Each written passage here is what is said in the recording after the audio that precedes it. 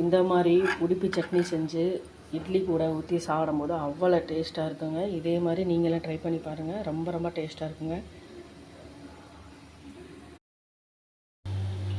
அனைவருக்கும் வணக்கம். நம்முடைய சேனலை சப்ஸ்கிரைப் பண்ண எல்லாருக்குமே ரொம்ப ரொம்ப நன்றிங்க.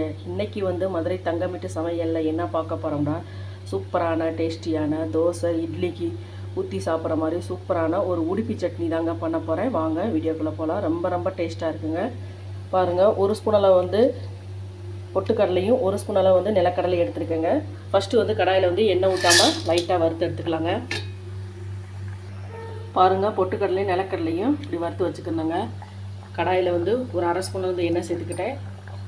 ஒரு 1/4 ஸ்பூனில் கடுகு சேர்த்துக்கிறேங்க. கடுகு நல்லா பொரிஞ்சோடனே ஒரு பச்சை மிளகாய் சேர்த்துக்கிறேங்க. அது கூடவே கருவேப்பிலை சேர்த்துக்கிறேன். கொத்தமல்லியும் சேர்த்துக்கிறேங்க. பாருங்கள், கொத்தமல்லி கருவேப்பிலை பச்சை மிளகாய் எல்லாமே நல்லா வதக்கியாச்சுங்க. இப்போ ஸ்டவ் ஆஃப் பண்ணிக்கிறேன். ஃபஸ்ட்டு மிக்ஸி சாரில் பொட்டுக்கடலை நிலக்கடலை தேங்காய் ஃபஸ்ட்டு குறப்பாக அரைச்சிக்கலாங்க. இப்படி குறப்பாக அரைச்சிக்கணுங்க. இப்போ வதக்குனதையும் சேர்த்துக்கிறேன். அது கூடவே கொஞ்சமாக புளி சேர்த்துக்கிறேங்க. ஒரு துண்டு இஞ்சி சேர்த்துக்கிறேன். இந்த சட்னிக்கு தேவையான அளவு உப்பு சேர்த்து நல்லா நைஸாக அரைச்சிக்கலாங்க. சட்னி தாளிப்பு கொடுத்துக்கலாங்க. ஒரு ஸ்பூன் அளவு எண்ணெய் சேர்த்துக்கிட்டேன். ஜீரகம், சோம்பு, கடுகு, காஞ்ச மிளகாய் எல்லாம் சேர்த்துக்கிறேங்க.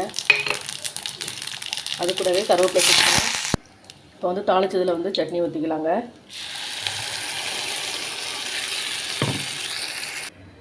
இப்படி சூடான இட்லி செஞ்சுட்டு இந்த சட்னி ஊற்றி சாப்பிடும்போது அவ்வளோ டேஸ்ட்டாக இருக்குங்க.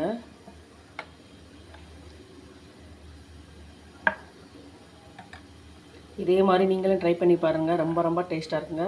சிம்பிளாக இருக்கும், ஆனால் டேஸ்ட்டாக இருக்குங்க. ப்ளீஸ் நம்ம சேனலை பார்க்குறவங்க நம்ம சேனலுக்கு ஆதரவு கொடுங்க. லைக் பண்ணுங்கள், ஷேர் பண்ணுங்கள், கமெண்ட் பண்ணுங்கள், சப்ஸ்கிரைப் பண்ணுங்கள். மறக்காமல் பெல் பட்டனை கிளிக் பண்ணுங்கள். நன்றி, வணக்கம்.